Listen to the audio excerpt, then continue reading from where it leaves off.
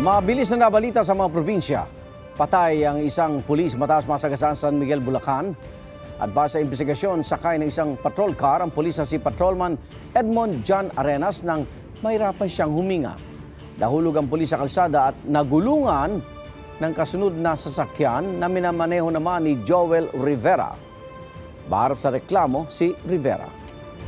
Sa San Pablo, Isabela, 23 estudyante ang sugatan matapos bumaliktad ang sinasakyan nilang kuliglig o farm tractor sa barangay Ananuman.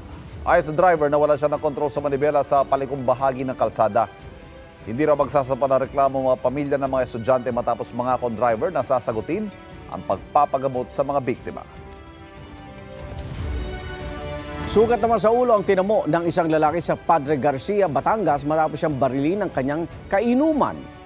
Base sa investigasyon, nagkasagutan si Rexner Manigbas at ang kanyang kainumang si alias Jeffrey na humantunga sa pamamaril.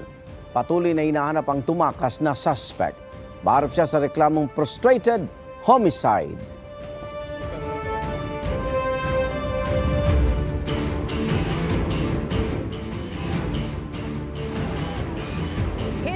Kapuso, para laging una ka sa mga balita, bisitahin at mag-subscribe sa GMA Integrated News sa YouTube. Sa mga kapuso abroad, samahan nyo kami sa GMA Pinoy TV at sa www.gmanews.tv.